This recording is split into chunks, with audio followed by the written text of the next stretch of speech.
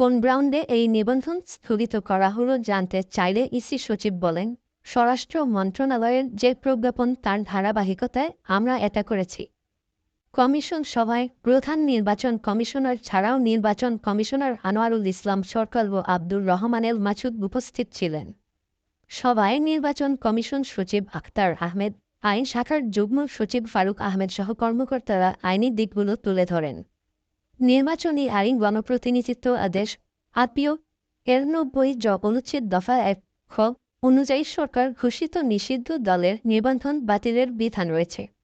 নিবন্ধন স্থগিতের মাধ্যমে দলটির ভোটে অংশগ্রহণ বন্ধ হয়ে গেল।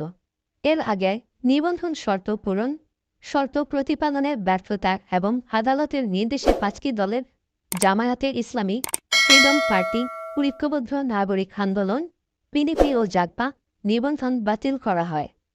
এর আগে বিচার শেষ না হওয়া পর্যন্ত আওয়ামী লীগ এবং এর সব অঙ্গ সংগঠন, সহযোগী সংগঠন ও ভ্রাতৃপ্রতিম সংগঠনের যাবতীয় কার্যক্রম নিষিদ্ধ করে প্রজ্ঞাপন জারি করেছে স্বরাষ্ট্র মন্ত্রণালয়ের জননিরাপত্তা বিভাগ।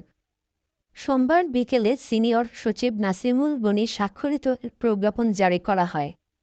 গণপ্রতিনিধিত্ব আদেশ আরপিও অনুযায়ী কোনো রাজনৈতিক দল নিষিদ্ধ ঘোষিত হলে দলটির নিবন্ধন বাতিল হয়ে যায়। নিষেধাজ্ঞার প্রজ্ঞাপন হওয়ায় নির্বাচন কমিশন আওয়ামী লীগের নিবন্ধন নিয়ে সিদ্ধান্ত নেয়। জাতীয় নির্বাচনে অংশ নিতে নিবন্ধন বাধ্যতামূলক।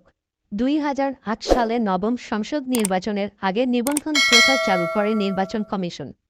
গত 4টি নির্বাচনে ৫৫টি দল নিবন্ধন পেয়েছিল। আওয়ামী লীগের নিবন্ধন নাম্বার ৬ প্রতীক নওগাঁ। আওয়ামী লীগের নিবন্ধন স্থগিতের মাধ্যমে বর্তমানে নির্বাচন কমিশনে নিবন্ধিত দলের সংখ্যা দাঁড়াল ৪৯টি।